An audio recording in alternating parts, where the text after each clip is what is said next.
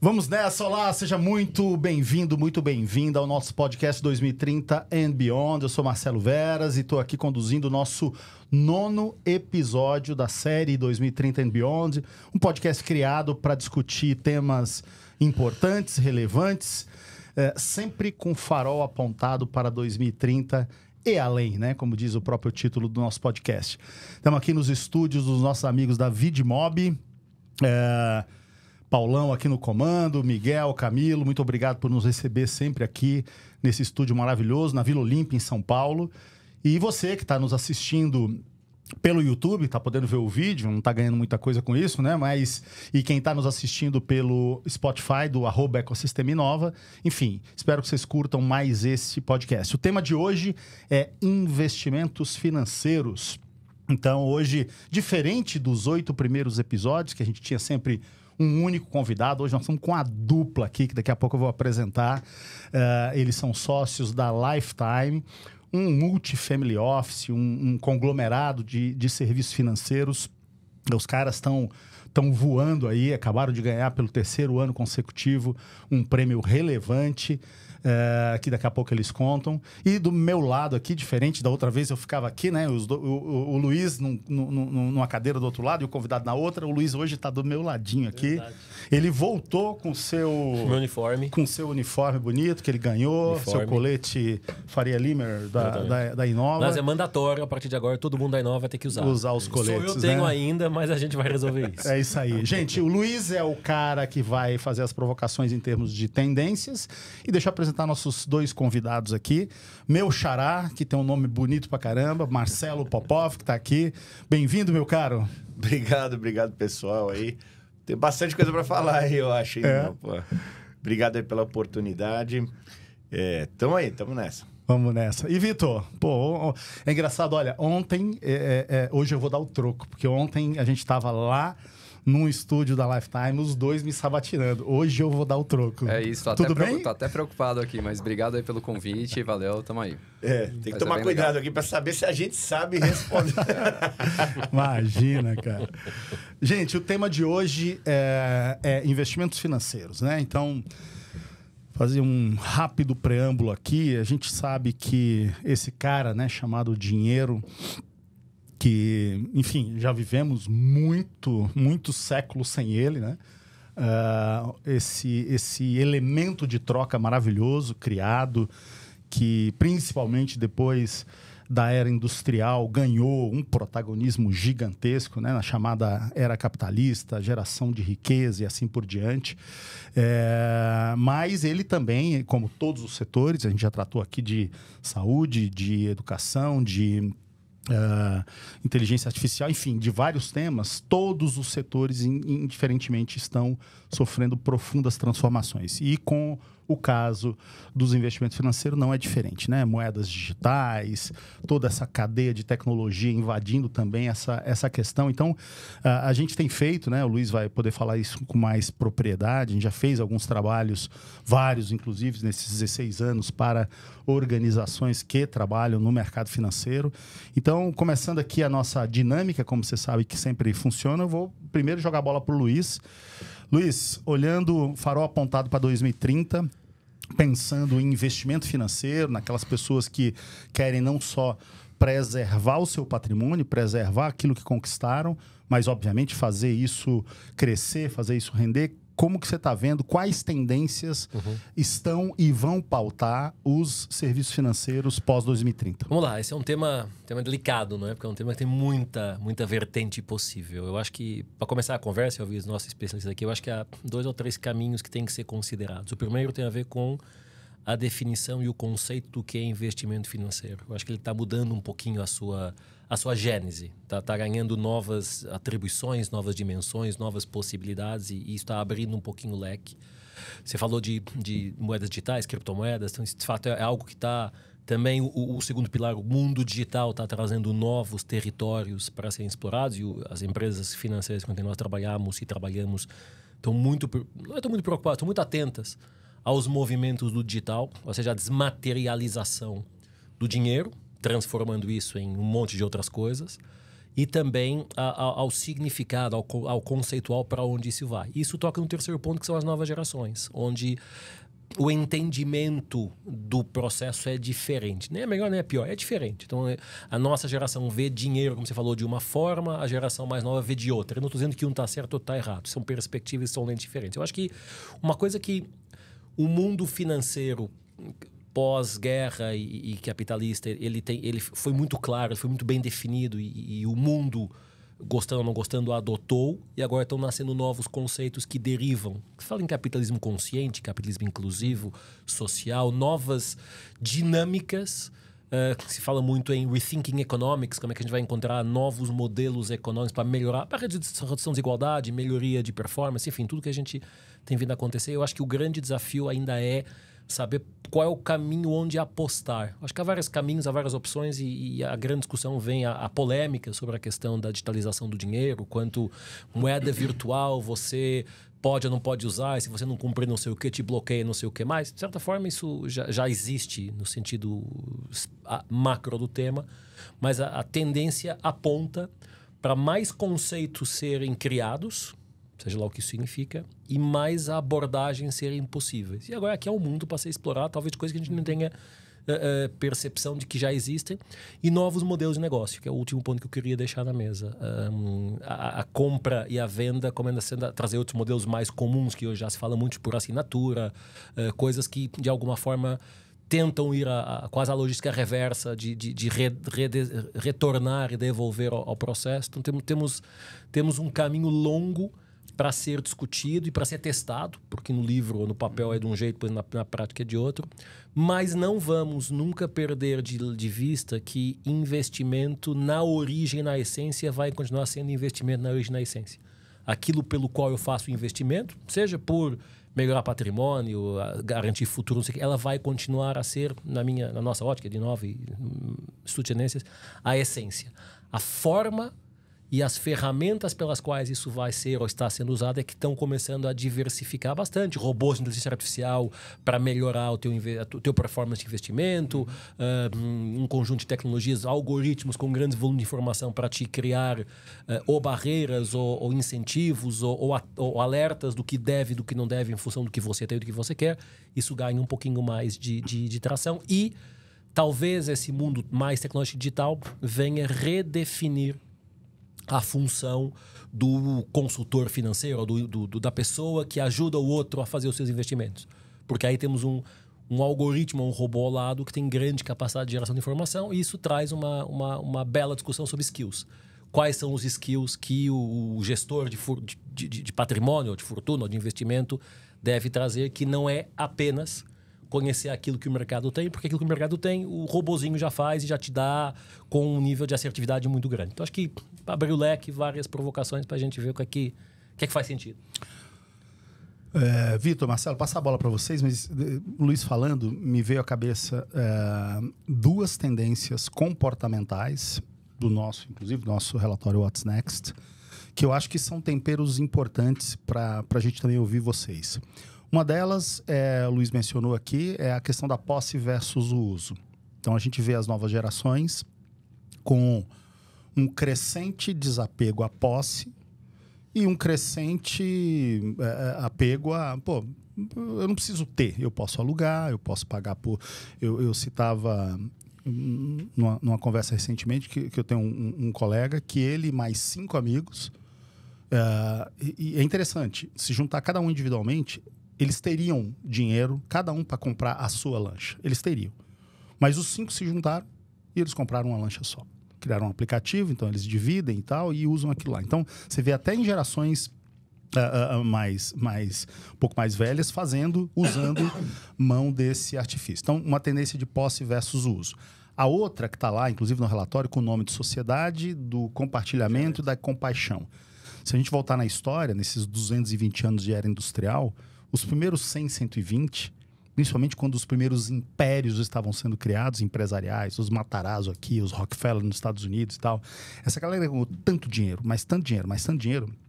que 20 gerações para frente não precisava trabalhar mais, de tanto dinheiro. E aí você vê, de 20 anos para cá, um crescente número de bilionários, né? Alguns mais famosos, outros menos, fazendo doações em vida, fazendo... enfim, então... eu vou colocar mais esses 2 ingredientes, queria que pega quem quiser aí, para contar um pouco do que vocês fazem e como é que vocês estão vendo essas tendências. Como é que está isso hoje no colo de vocês e como é que vocês enxergam isso para 2030? Legal. Beleza. Porra. Boa. Legal. Posso Começa. começar aqui a... Tô pensando aqui por onde eu vou começar, né? Primeiro que eu acho que assim, tem um fato aqui que você trouxe e é bem curioso sobre o dividir ou a Posse versus uso. Isso. Cara, e aí você trouxe um exemplo de uma lancha e eu acho que esse daí vai escancarar o benefício disso. Puta, meu... Olha o tamanho do custo de manutenção de uma lancha. Aí você olha para isso daí, você vai gastar, se tem uma lancha de 60 pés, você vai gastar 400 mil ano com tudo, certo? Logo, 400 mil anos, se eu divido com 5 amigos, não interessa se o cara tem 50 milhões, 400 mil reais é a mesma coisa pelo que eu conheço desse público, tá? E é o nosso dia a dia. 400 mil é para todo mundo. Então o cara fala assim, pô, se eu divido já... E também... versus o quanto que ele usa a lancha. Tem o heavy user da lancha, que geralmente isso dura o primeiro ano, mas aí depois o cara vai falar assim, pô, isso aí tá caro pra cacete. Pô, Tô rasgando dinheiro. Quando você divide em 5 amigos, aí você tem a vantagem, certo? A vantagem e o benefício dessa vantagem é você dividir o custo com seus amigos e eventualmente vai lá e... Então, eu acho que quando você traz para a realidade, você... enxerga como um jeito mais fácil de fazer as coisas, certo? Mas também não acho que você vai abrir espaço para o cara ter a lancha sozinho, entendeu? Eu acho que pode diminuir o número de gente com posse e aumentar o número de gente... Compartilhando. E geralmente os de posse vão comprando as coisas que vão ser compartilhadas entre os outros nos timeshares, etc. Enfim, eu acho que a viabilidade é o que vai determinar se isso vai ser interessante ou não como um negócio, né? Posso comprar um imóvel que vira um mico, que eu paguei X e eu estou olhando aqui que eu paguei 1 milhão e estou vendo que a rentabilidade dele aqui está sendo 4% ao ano. Estou falando, pô, só que eu fiz um puta de um mau negócio. E aí eu vou botar no mercado para vender, aí eu vou perder dinheiro nesse negócio. Eu, enquanto indivíduo, já vou repensar o meu comportamento no próximo investimento que eu for fazer, né? Geralmente, esse cara que passa por uma situação dessa, saindo desse tipo de evento, vai falar assim, porra, investir em imóvel é uma porcaria. Concorda comigo? Porque foi a experiência individual que ele teve ali no negócio. Tá? Então, acho que essa é a primeira reflexão sobre essa questão. Se o termo pode aumentar ou diminuir, eu acho que a gente está passando por um momento em que a história é que as coisas ficaram extremamente caras, né? Então, você pega um carro, né, e geralmente as coisas ficam mais caras e depois os nossos ganhos vão se ajustando para que elas já não fiquem mais caras, né? E a gente está passando por esse momento. Então, eu acho que isso aí também tem relação com esse contexto entre a posse e o uso. Então, isso eu acho que é uma das reflexões que eu acho que eu consegui ser conclusivo aqui, né? E pode aumentar o número de gente ou não, de acordo com o preço das coisas e a possibilidade que eu tenho de adquirir ou não. Agora, tem uma coisa que é gosto, né? E aí, o gosto, eu acho que a gente tem visto as gerações que não gostam mais de carro e etc., que não quer tirar carteira de motorista e tal. Aí eu acho que é um outro tipo de comportamento que eu não sei se está relacionado ao tema dinheiro, né? Não sei te dizer. Porque na nossa época, ter um carro, status. Né? Até hoje, né? Acho que é até hoje, né? Mas tem gente que vem se importando menos com isso. E se importando menos com o status, teoricamente você vai buscar a tua liberdade e vai pagar por ela, né? Se a minha liberdade é pouco, né? O que eu vou trabalhar para produzir vai ser pouco também e eu vou ficar bem com isso, né? Mas, obviamente, tudo tem um preço, né? No final da régua, do começo para o fim, tudo tem um preço, né? Eu posso escolher trabalhar menos ter uma qualidade de vida, mas vai chegar um momento em que eu não vou conseguir produzir tanto quanto eu podia produzir quando eu era mais novo e eu vou ter um custo de vida alto porque eu vou ter que gastar com saúde. Então, não tem... eu acho que o volume ele é limitado, certo? Se eu arrasto para cá, eu vou ficar com espaço vazio aqui, tá? Então, eu acho que a gente talvez esteja num grande momento de transição, tá? Mas, pelo que eu tenho visto, as coisas têm sido normais, tá? Eu não vejo... Talvez a gente, na Lifetime, tem cerca de pouco mais de 230 pessoas, né? Quando eu olho para isso, né, a gente tem ali uma amostra de tipos de pessoas, né? Mas pelo perfil de gente que a gente contrata, eu vejo uma situação bem diferente. Eu vejo uma geração ambiciosa mais nova, eu vejo uma geração mais velha se adaptando nessa convivência, que a gente tem uma cultura bem específica, bem diferente, que é agregadora dessa diferença, né? Mas eu acho que acredito que tem um recorte que ainda não se encontrou nesse meio e que, talvez ele tenha uma escolha hoje que pode ser ruim lá no futuro, tá? Então, acho que isso é uma reflexão, não sei se eu fui muito conclusivo, mas eu acho que ela faz parte do jogo aqui. Né? Tá. Nos clientes, você tem enxergado, depois quero ouvir o Vitor também, você tem enxergado algum tipo de mudança de comportamento em relação à posse do dinheiro, ao acúmulo, ao fazer crescer? Você tem visto algum movimento? Você está nesse mercado há quanto tempo? Você já tem bastante experiência. Minha vida profissional foi só nesse mercado. Tá? Entrei em 2009, tá? E comecei a empreender empreender no mercado financeiro a partir de 2009. Tá? Hoje, eu tinha 21 anos, 22 anos. Tá? Hoje eu estou com 36, né? E continuo fazendo a mesma coisa e sempre me relacionando com o cliente investidor. O que eu posso dizer para você é que, e eu sou bastante observador, eu não vi mudança no detentor de capital, tá? Acontece a mudança nas gerações que seguem, mas não é uma mudança de comportamento com relação ao dinheiro, mas é uma mudança de conduta, que aí passa a ser a conduta de herdeiros, entendeu? Que se preocupam com o futuro, mas tem uma questão dessas pessoas que é a preocupação, todo mundo é preocupado aqui em ficar sem dinheiro. Agora, tem uma preocupação que nunca sai da cabeça dessa pessoa que tem dinheiro. Sabe qual que é? Ficar pobre. Imagina o cara que chegou aqui e tem R$1 bilhão de patrimônio. Esse cara tem medo de ficar pobre. Tá? Por quê? Porque o cara já acostumou a gastar seus 400, 500, 1 milhão por mês. Vamos diminuir isso aqui para até o cara de 60, 70 milhões, um cara de 40 milhões. Eu já atingi um patamar de vida que você não volta para trás, né?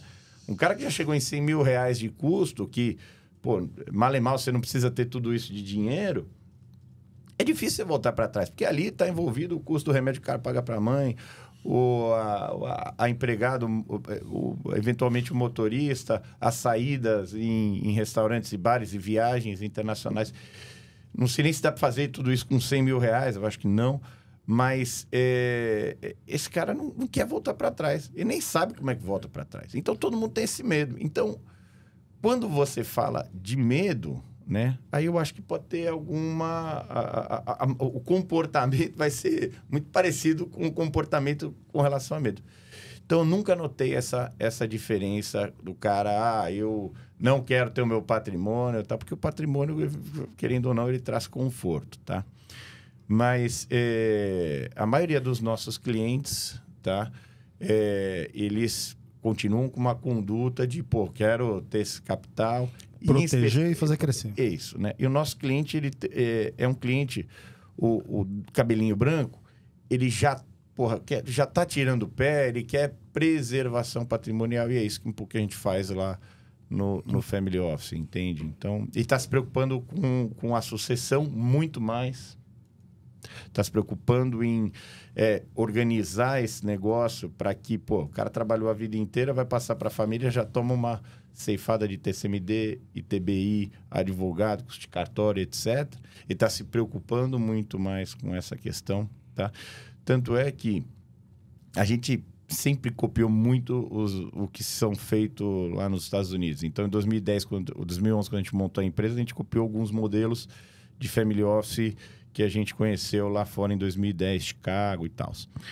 E aí a gente andou na frente do mercado todo. Hoje a gente está indo muito mais para o caminho do planejamento patrimonial do que olhar o investidor como um bolso aqui que precisa ter mais rentabilidade ou mais proteção, etc. Entendeu? Então, acho que a gente, enquanto indústria, não sei se é indústria, porque eu acho que a indústria é atrasada, sendo muito sincero, mas a gente, enquanto empresa individual, a gente já está indo para um caminho muito mais olhando para o planejamento do que olhar só para o bolso de dinheiro desse cliente, tá? Que lá fora você já está... O tema que não é mais o financial advisor, mas o financial planner, ele está muito mais em voga. E esse daí é o serviço hoje que está crescendo nos Estados Unidos. Não mais aquela desbancarização. Esse não é o tema há muitos anos lá, tá? Então, isso a gente já copiou, nosso modelo já roda desse jeito com planejamento 2019 para frente. Então, acho que o caminho está muito mais por aí. Isso deve trazer algumas preocupações que talvez sejam mudanças de comportamentos que a gente notadamente viu acontecer. Vitor, sua visão aí sobre esse mercado para 2030. Vamos lá, queria fazer vários ganchos aqui. Primeiro que você falou do cliente de cabelinho branco, mas tem os carecas também. não vamos deixá-los de fora. Tem as mulheres. Claro, tem as mulheres também que estão cada vez indo com mais força aí. Mas eu acho que tem vários ganchos legais aqui. Um deles... Eu não os excluí, tá? Boa. Primeiro falando da questão de imóveis, né? Os bens, né? As posses versus o uso. Eu acho que a gente está no momento que realmente esse bem ele é cada vez menos almejado, né, pela população mais jovem. Então, a gente tem, de fato, uma deflação de bens ao longo dos anos. Os bens vão ficando mais baratos. Lógico que chega uma pandemia, o carro dobra de preço, etc. Acontece, mas quando você pega no longo prazo, o bem vai ficando cada vez mais barato e o serviço cada vez mais caro. A gente gasta cada vez mais em serviços. Todo mundo quer curtir, todo mundo quer ter experiências. E isso gera um efeito muito interessante, que é até uma preocupação de longo prazo, que é assim, hoje a gente tem até um acrônimo nos Estados Unidos, eu não lembro qual que é, mas é a população jovem que ganha bastante para viver, mas pouco para se aposentar. Eles transformaram isso num nomezinho, tipo Elisa ou a Sofia, alguma coisa assim, eu não lembro exatamente. E é o que eles combatem, o que eles tentam alertar. Ganham bastante para viver? Bastante para viver hoje, mas pouco para se aposentar. Porque pensa só, quem comprava um bem antigamente, né? Comprava um imóvel. Quantas pessoas... A gente mora aqui em Moema, eu e o Marcelo, a gente mora aqui em Moema, do lado aqui do estúdio onde a gente está. Tanto no meu prédio, como no seu é um pouco mais novo, mas no meu prédio tem muita gente que é mais velha, que comprou esse imóvel lá atrás, e o imóvel valorizou pra caramba. As pessoas hoje têm um bom patrimônio, mas tudo bem, ela não paga aluguel, mas também ela não vai para lugar nenhum. Ela não consegue acompanhar esse crescimento, né?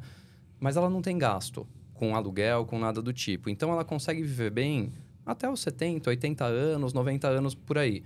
Agora, quando você pega um cara mais jovem, que ele não comprou este bem, ou seja, ele não precisou juntar e colocar... E gasta tudo que ganha? E gasta tudo. Ele tem um custo de aluguel sempre alto e que tudo bem, está sendo sustentado pelo capital que vem do trabalho dele. Mas e quando ele parar de trabalhar? Como é que ele vai bancar esse aluguel? Ou seja, por ele não ter feito esse aporte hoje no bem, lá no futuro, com 70 anos, o custo de serviços dele... aluguel, lavanderia, etc., está explodindo e ele não tem mais um influxo de capital. Então, é uma população que hoje tem um risco tremendo daqui a 30 anos. Porque eles estão investindo só no aluguel e não guarda nada. Porque quando você aluga é muito legal. Ao invés de você colocar 2 milhões de reais num imóvel, você gasta 10 mil por mês e tá valendo.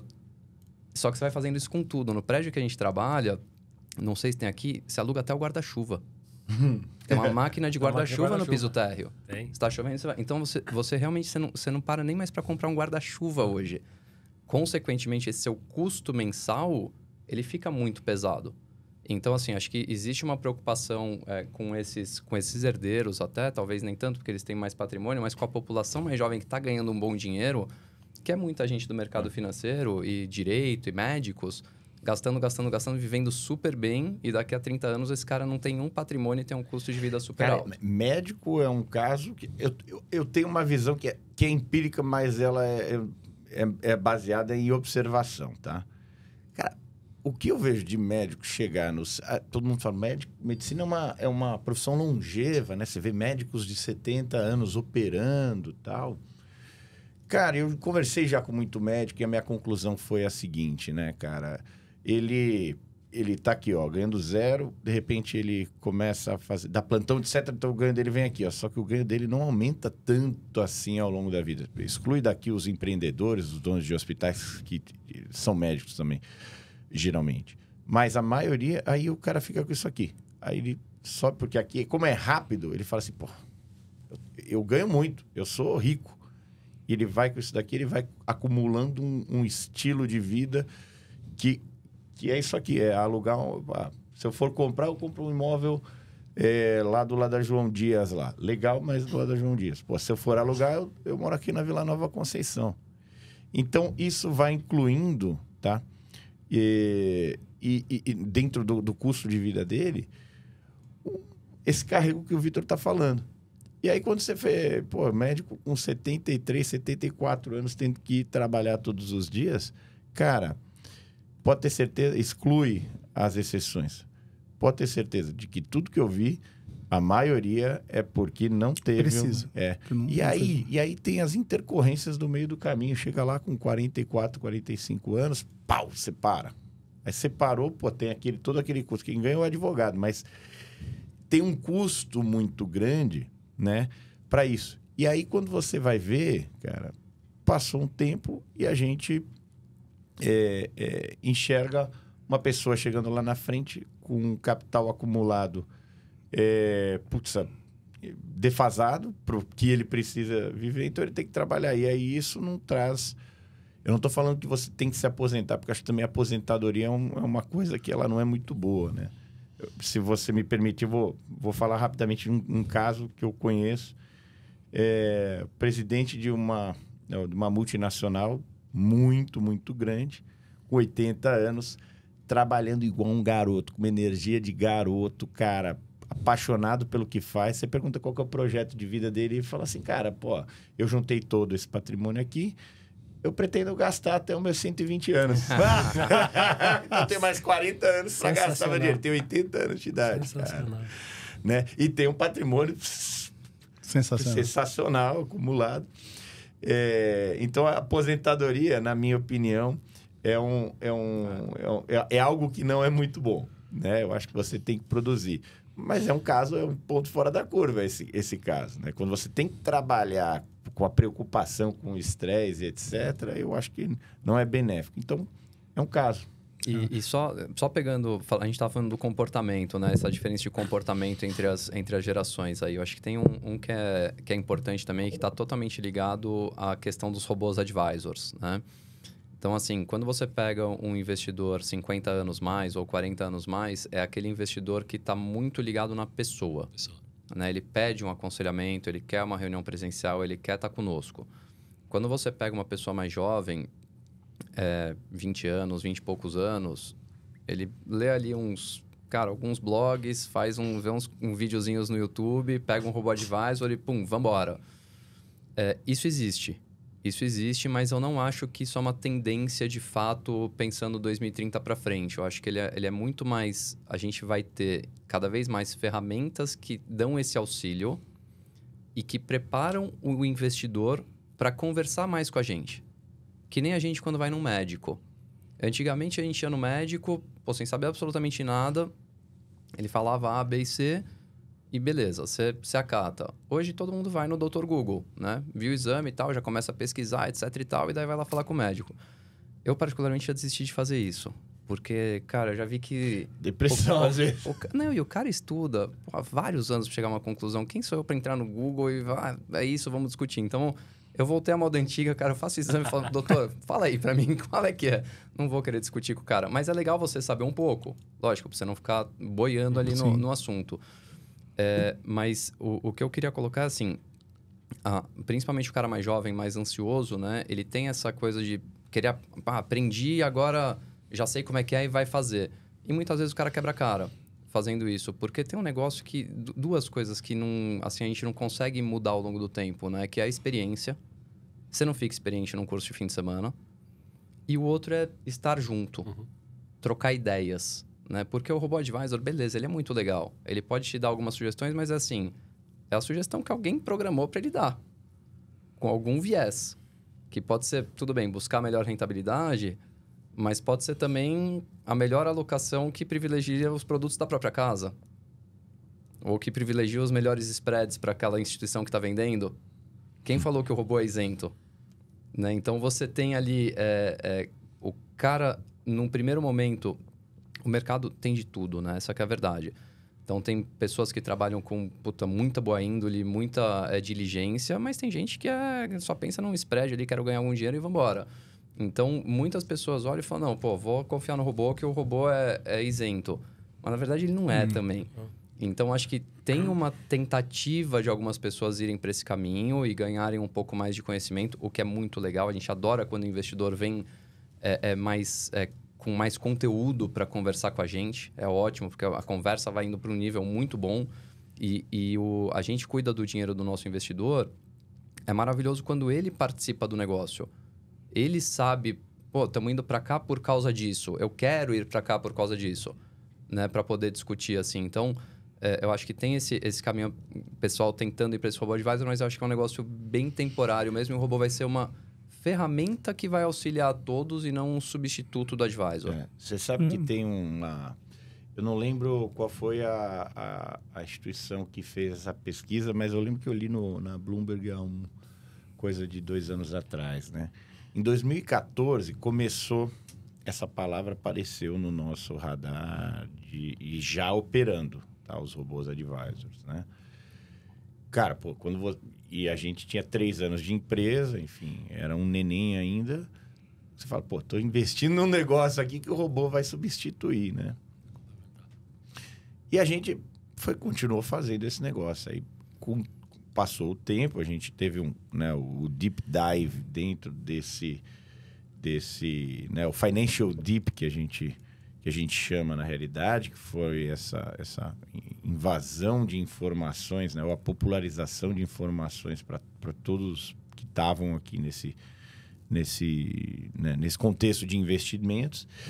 E nunca os robôs, cara, pelo contrário, alguns robôs, cara, sumiram do mapa aqui no Brasil. Lá fora você ainda tem alguns que têm um certo êxito, mas não foi uma coisa que andou, né? Mas sabe qual foi a grande conclusão dessa pesquisa? Porque a motivação dessa pesquisa foi: vamos estudar por que não andou o negócio de robô advisor, por que o número, inclusive, de advisors aumentou ao longo desse tempo, né? E pelo que eu falei no começo, parece que melhorou o tipo de serviço, porque buscou muito mais olhar para o planejamento do que se preocupar muito com essa parte de olhar só para o bolso e se enviesar para spread para a instituição. Spread, lê-se aqui, que é o ganho da instituição, do agente, etc. A conclusão da pesquisa foi que investir é um ato social. E, por ser um ato social, você tem a necessidade de uma troca com uma pessoa. Entendeu? E essa conclusão foi interessante porque, cara, quando eu li isso, a gente passou por uma transformação, né?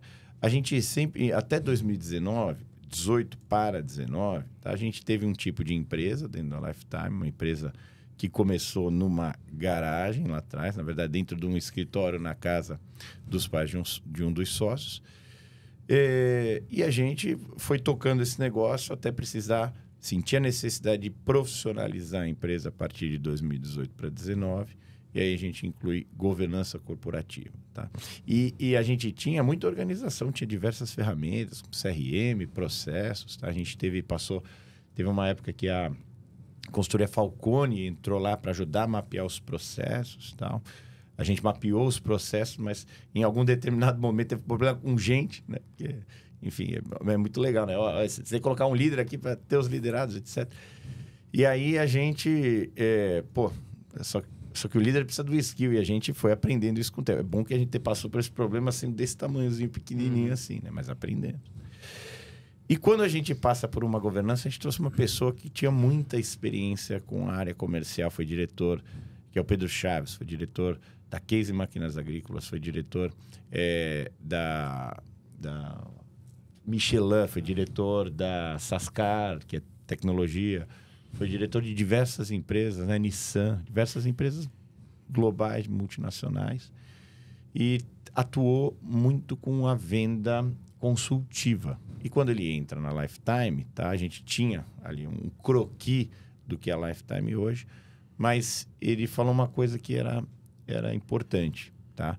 E que conecta com o que eu vi na pesquisa 3 anos depois. Ele falou assim, nós temos que... ele fez ele acompanhou a gente, era cliente nosso, amigo nosso, de muitos anos. Ele beira os 52, 53 anos hoje. Então, ele é mais velho do que a minha geração da empresa. O Fernando está entre a gente, o Vitor está entre a minha geração e a geração do Pedro. Mas ele observou algumas coisas quando ele entrou na Lifetime. Ele falou assim, o mercado financeiro é muito frio. Tá? Então, o mercado financeiro, você tem as relações entre instituições, agentes autônomos, gestoras, etc., e clientes, são relações transacionais, certo? Relações de troca. Eu te levo produto, você me paga, tá bom. Vamos focar na relação humanizada. E foi quando começou a se ouvir falar desse negócio de humanizar as coisas, etc. Ele tinha recém feito uma imersão de novo, voltou para... Acho que ele fez... voltou para a GV em algum momento ali e viu que isso fazia sentido e muito sabiamente trouxe para a Lifetime. E aí ele fala assim, cara, ó, nós temos que ir para outro caminho, temos que entrar à direita aqui, deixar o mercado ir para lá e a gente se diferenciar. Foi quando a gente... reconecta, né? Faz um turnaround na empresa, um turnaround entre aspas aqui, porque, enfim, a gente mudou bastante coisa, mas a essência, a business, tá tudo igual, tá? Tanto a estratégia financeira, mas a gente deu uma mudada, mudou gente, etc. O que aconteceu a partir dali? A gente mudou de escritório, foi para esse escritório da JK, né? Que a gente está ali na Juscelino, aqui perto. Vamos ter uma aula de conselheiro lá, hein? Esse cara vai dar aula lá amanhã. Verdade. Amanhã eu tô lá também. E aí a gente, muda para aquele escritório, monta o bistrô Constantinos. O que é isso, cara? A gente falou assim, vamos receber esse cliente como ninguém vai receber, ninguém vai conseguir receber esse cara. Eu fui lá, conheci o escritório... E fui recebido nesse bistrô e tinha uma Masterchef, fez nosso almoço lá. É isso. Eu olhei e falei, cara, muito diferente isso aqui. Então, porque deixa só fazer você tem um gancho, monte de né? escritório que tem restaurante, banco que tem restaurante e tal. Mas com uma história dessa para contar, eu acho que Só fazer um parênteses, porque a gente veio aqui para falar de futuro do mercado de investimentos. E o Marcelo agora está contando a história da Lifetime, né? Mas é verdade. Mas só para dizer que... Fui muito para lá. Não, mas só para dizer que como conecta, assim, acho que na essência, o que é o futuro do mercado de investimentos? É humanizar as relações. Não, cara, eu tô Independente da muito... tecnologia que você tenha. A tecnologia vai ser nossa aliada, a gente vai ter cada vez mais ferramentas. Porque eu preciso entregar ganho e vantagem. Aí eu vou perder cada vez menos tempo fazendo a planilha e o PowerPoint para sentar com o meu cliente e vou poder me relacionar melhor com ele. No final das contas é isso. Bingo, exatamente. Mas você sabe o que é essa história interessante? Eu já conhecia, estou ouvindo de novo agora, e como o professor Paulo Zerrato fala, né? Sem presente não tem futuro, mas o futuro se constrói no presente. Então, eu quero jogar bola pro Luiz, porque todo santo dia, diuturnamente há 16 anos, você usou o termo aí, vamos deixar ir para lá e vamos virar à direita. A gente fala isso com outras palavras todo santo dia, né? E nós estamos aqui, gente, diante de uma empresa jovem, bem jovem, né? Mas que, ocupa hoje um espaço de relevância incrível e teve essa coragem, essa ousadia de deixar todo mundo ir para uma direção e virar à direita, né? Que balanço que você faz de todas essas histórias que a gente ouviu aqui? Eu acho que a gente reforça muito daquilo que eu iniciei de provocação, da questão da experiência, né? A tecnologia, e a gente sempre fala isso aqui, então a tecnologia não substitui o ser humano, ela é um meio para e vai libertar o ser humano a fazer outras coisas. E se nós entendermos isso, naturalmente fica mais fácil ter a consciência que o robô não substitui o advisor financeiro, mas se o advisor financeiro não tiver a competência para, o robô vai fazer o trabalho dele. Então, no limite é isso. Então, e quando a gente joga um pouquinho mais para frente, e quando eu falei a essência não muda, muda são as formas de como isso se concretiza, é um pouquinho que a gente está falando aqui.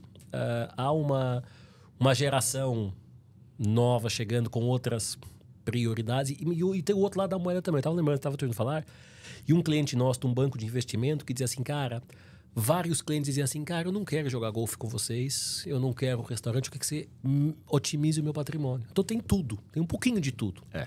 Tem tudo na mesa. Tem o cara que gosta do chefe, vai pensar, quanto é que os caras estão cobrando da minha rentabilidade para fazer o chefe aqui, fazer não sei o quê? E é o cara que vai dizer, puta, gostei, eu quero estar aqui porque tem a humanização. Então o espectro é muito amplo e a gente sempre tende, como seres humanos, isso não é uma crítica, é uma característica do ser humano, a tentar empacotar numa caixinha um comportamento. Sim. Então, sabe, a geração mais nova é assim, a mais velha é assado. E não é, porque depende de tanta variável, às vezes cultural, regional. Se a gente pegar a Norte da Europa, é um comportamento talvez onde o restaurante com o Masterchef tenha um impacto menor do que o latino. Então, isso são variáveis, depende muito da lente que a gente coloca, são variáveis que vêm para a mesa de análise. E eu acho que a complexidade é bacana nisso, porque de repente tem um cliente que senta porque está com a gente, porque tem o Masterchef, que não sei o que, né? E outro que fala, cara, me diz aí o que tem que fazer, porque eu já vi aqui no robô, confirma para mim se é isto mesmo. E os dois são clientes, os dois extremos, são clientes com a mesma busca de essência, mas com expectativas totalmente diferentes. Eu acho que esse é o bacana da discussão. Como é que a gente vai tratar cada cliente, cada geração, cada grupo, cada caso como caso. E vamos lá. Nós estamos num momento de gestão e da era, porque a gente tem falado muito no pós-taylorista. O taylorismo veio até a pandemia. Então, é assim que se faz, é desse jeito, faz igual, todo mundo faz igual e é assim a conversa. A pandemia mudou um pouquinho essa conversa e o pós-pandemia está mostrando o emergir de novos modelos de gestão e de atendimento que a gente chama de pós-taylorista, porque não há um nome ainda que possamos dizer. E isso abre muito mais espectro.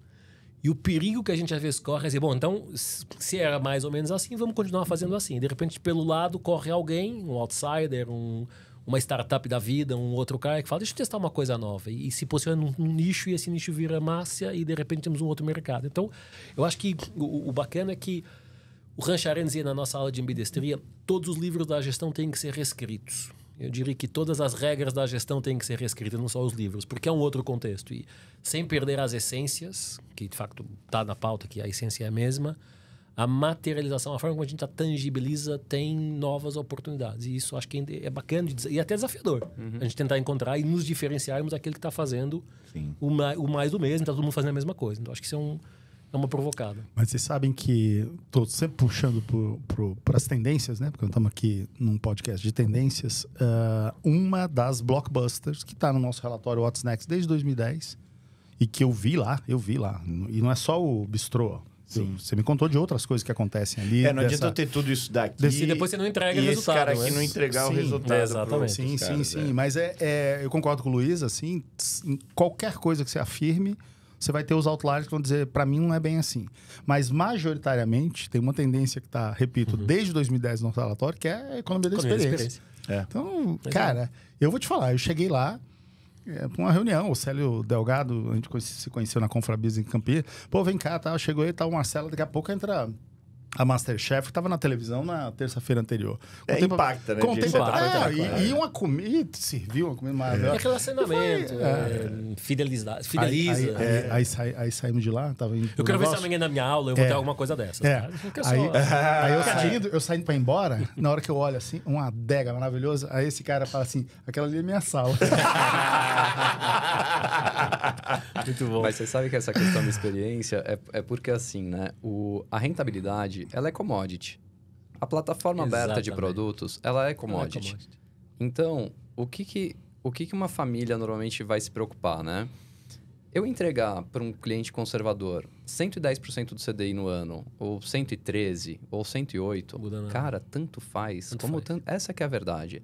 Agora, eu estar ao lado dele e ele poder confiar que quando ele não estiver mais aí, vai ter gente competente cuidando do patrimônio para os herdeiros. Isso. E fazer a sucessão de um jeito que ele não deixe 20%, 30% do patrimônio dele para trás, isso aí vale muito mais do que os 3 pontos do CDI por ano. Que eventualmente em um ano você não conseguiu atingir. Né? Então, acho que esse negócio por isso que é muito mais da relação. Tem, por exemplo, um investidor que ele está já fazendo um roadshow ali, né? Buscando algumas empresas. É um grupo de 3 investidores grandes. Eles estão buscando, em algumas gestoras, estão pesquisando uma por uma para saber quem que vai cuidar do patrimônio. Todos eles estão na faixa de 75 anos. Nenhum deles tem herdeiros que estão no mercado financeiro. E aí, quando ele vai chegar em cada uma das empresas para procurar quem vão ser os sucessores, ele não está pedindo a lâmina para ver a rentabilidade. Ele não está querendo saber quanto você deu do CDI no ano passado. Ele quer ver a relação. Ele está querendo saber quem são as pessoas, como é tocado esse negócio. É a questão da confiança. E a gente sabe, no mercado financeiro, como o resultado ele é sempre incerto, vai ter ano que vai ser muito bom, mas vai ter ano que vai ser ruim. Agora, se você tem pessoas, se você tem processo, pô, dá para confiar e aqui eu vou deixar meu dinheiro no longo prazo que vai ser um negócio legal. Né? E a outra coisa, quando eu clusterizei ali, né? Falei que o jovem é assim, o mais velho é assado.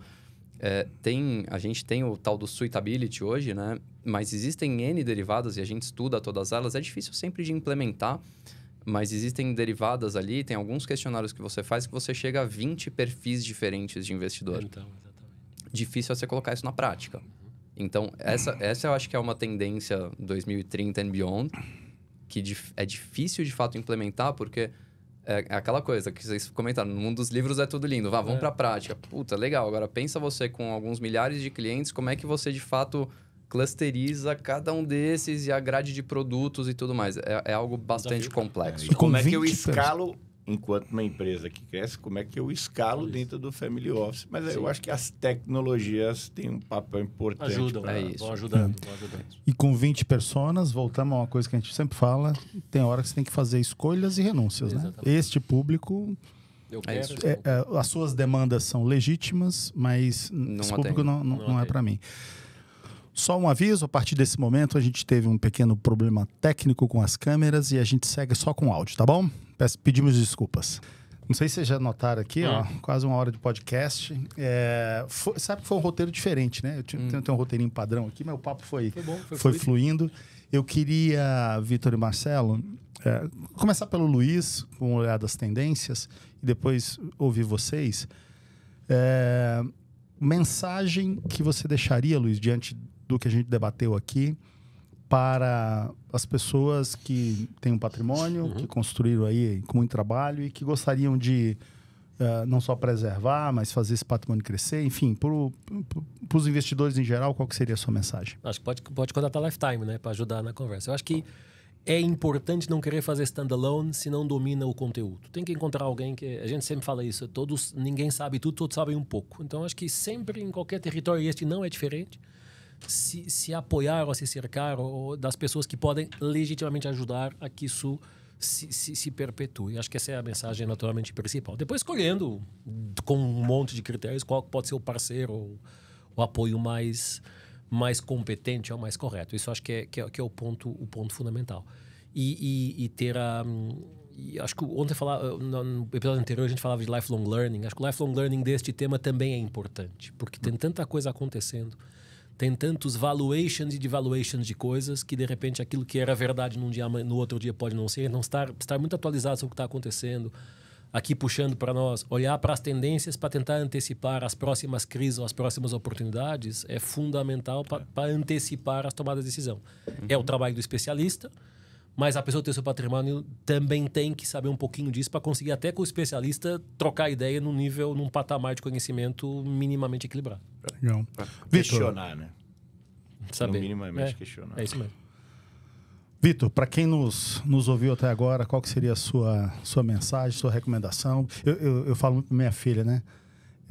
Dinheiro é uma coisa difícil de ganhar, fácil de gastar, né? E a gente tem plena consciência, né? Eu tô com 52 anos, a gente sabe, foi dito isso aqui, né? Nosso poder de gerar dinheiro novo, a gente não pode contar que ele vai ser sempre o mesmo, né? Então, que mensagem você daria para quem para quem é investidor hoje ou pretende ser? Boa, legal. Sem querer enviesar, mas eu acho que de fato está bem assessorado, porque tem muitos hypes aí no mercado, né? Eu já ouvi várias pessoas me perguntando, pô, eu quero comprar Bitcoin, quanto é que rende? Cara, não, Bitcoin não é um investimento, é uma tecnologia. Exatamente. Ele, por acaso, ele está subindo, né? Mas ele não rende nada. É igual você querer comprar, ir no banco, sacar R$1.000, botar na gaveta e esperar que vire 1.500. Dinheiro não rende. É um método de pagamento. Que, na verdade, né? Então, assim, eu acho que é você estar bem assessorado para tomar cuidado com esse tipo de coisa. Não estou falando que não é legal comprar o Bitcoin, mas é você saber o que você está fazendo. Porque se você pega, assim, cara, o que mais tem hoje no mundo, assim, no nosso mundo aqui, YouTube, Instagram, são pessoas que sabem o superficial. E o cara já se vende como autoridade e começa a explicar sobre aquilo e é o bam. Mas, cara, o cara leu 2 páginas sobre o negócio. E há um gap de literacia financeira gigante na humanidade. Enorme. Na humanidade. Não estou falando do Brasil, que tem na humanidade. A discussão na Europa de colocar planejamento financeiro e aula de educação financeira a partir dos 6 anos na escola. Para a pessoa começar a ter uma mínima ideia do que é isso. Isso é Deveria ser essencial aqui. A gente aprende... Eu estava falando com a minha esposa outro dia, né, no cursinho ali, no colégio. A gente aprende algumas fórmulas de física ou de química que você fala, cara... Tipo, quando que eu vou usar na vida, né? E finanças a gente não aprende nada. Vai usar a vida, vai usar a vida nada inteira, contra né? a física ou a química, mas assim, às vezes a gente chega numa profundidade daquela matéria que seria algo para a faculdade. De repente, o primeiro semestre da faculdade. E você perdeu finanças, que é algo da sua vida, do seu cotidiano, taxa de né? juros, inflação. Então, acho que assim, estudar sobre planejamento, tem vários caras legais, tem muitos livros bons aí no mercado. Eu acho que é de fato ter o conhecimento para poder debater. O nosso trabalho, ele se assemelha muito ao do advogado no seguinte sentido. Quando você tem uma empresa e você quer discutir alguma coisa, você não manda lá para o advogado e fala, faz um negócio aí para mim e que eu estou precisando comprar uma empresa X. Você vai discutir, você vai ver como eu vou fazer, qual é o meu pró, qual que é o contra, qual que é o risco, né? Porque nada é de graça, né? Você pode mirar, aquilo é muito bom. Você falou de... eventualmente se proteger contra o que vem pela frente.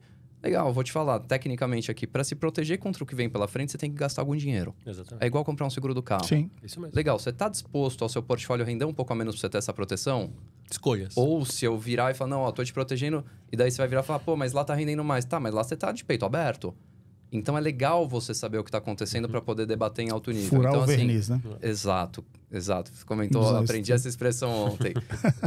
Mas então acho que assim, é procurar um assessoramento legal e tentar ir se educando ao longo do tempo. Acho que é um tema extremamente relevante para as nossas vidas, finanças. Muito mais importante, desculpem as matemáticas, mas que a fórmula de Bhaskara, por exemplo. Né? Então, acho que tem que ter um conhecimento aí. Legal. Marcelo, sua mensagem final aí para os investidores desse grande Brasil. Eu acho que as coisas vão continuar muito normais, né? Bitcoin, a nova moeda. Bom, ela tem uma relação de troca igual dólar contra real. Você vai, né? Se aparece mais comprador, vai subir. Se aparece mais vendedor, vai cair. Então, cara, se mudar para essa moeda, muito provavelmente o que vai acontecer? Pô, a empresa X faz uma captação de 10 milhões de dólares, vai fazer uma captação de X milhões de Bitcoin, entendeu? Então, mas não estou falando que o Bitcoin vai ser a próxima moeda ou não se sabe, mas pelo menos até 2030, tá? Não vai. No Beyond, não sei. Mas se for, cara, as coisas vão continuar muito parecidas com o que elas já estão acostumadas no dia a dia. Você tem risco para correr, o risco você consegue mitigar, a diversificação de carteira é uma grande resposta para você conseguir ter um portfólio que te traga algum tipo de benefício além do monoproduto. A relação com um financial advisor ou com pode chamar de que quiser, tá? De gerente, do agente é uma relação que você tem que observar, Não é porque ele trabalha no mercado financeiro que ele também sabe tudo. Nem precisa ser um Instagramer da vida, Instagramer de baixo conhecimento, tá? Não tô... enfim, entendeu, né? Não é porque o cara é um financial advisor que sabe ele tudo. que sabe Tem resposta tudo, pra tudo. tá? Não é porque o cara é atua no mercado financeiro que ele não vai te levar uma bola ruim. Então, e a realidade do mercado financeiro no Brasil, eu acredito que ela também seja meio que um espelho da nossa sociedade, que tem um gap de estudo, que tem um gap de conhecimento, né? Então, que tem problemas também, tá? Então, enfim, eu acho que a mensagem final aqui tenha diligência com os seus investimentos e se questione se aquela pessoa é uma pessoa que está te falando uma coisa que possa te levar a um caminho que não seja bom para o seu patrimônio no longo prazo, mas que tudo vai continuar normal e que, cara, essas relações aqui que a gente sabe com dinheiro, elas talvez não acabem assim tão cedo, né? Muito bom. Uau, eu particularmente hoje eu tô saindo num outro nível de conhecimento. É um mercado que eu conheço pouco, mas enfim, foi muito bom o papo. Quem quiser contatar vocês para conhecer o trabalho de vocês, melhor direto no site. lftm.com.br, que é o Lifetime sem as vogais, né? Ali você consegue acessar, enfim. Tem o Instagram da Lifetime, @Lifetime Investimentos. Pode procurar lá, enfim. Não vou dar o celular aqui. Mas pega Marcelo com 2L, Popov com 2Fs. Marcelo com 2L. No LinkedIn. Vitor, como é que você tá no LinkedIn? No LinkedIn, Vitor Caretoni. Vitor Caretoni no LinkedIn. Tá fácil achar esses dois. Boa. Você foi Meus mais caros, rápido do que eu. Muito obrigado. Papo muito bom. Gente, mais um tema. Acho que a gente tá acertando a curadoria aqui, hein, Luiz? 9º episódio, cara, cada um melhor do que o outro. A gente sempre, quando sai um daqui, a gente fala, cara, e o próximo. Mas com certeza esse episódio vai... Primeiro, que eu acho que é o nosso objetivo aqui, é que ele ajude a quem está nos assistindo, nos ouvindo, a fazer, eventualmente, novas reflexões e tome boas decisões, né? Então, agradecemos em nome do Ecossistema Inova, pelo tempo de vocês, em primeiro lugar, né? E por compartilhar todo esse conhecimento com a gente. Ficamos por aqui. Até o episódio número 10. Um abraço. Obrigado. Valeu. Tchau.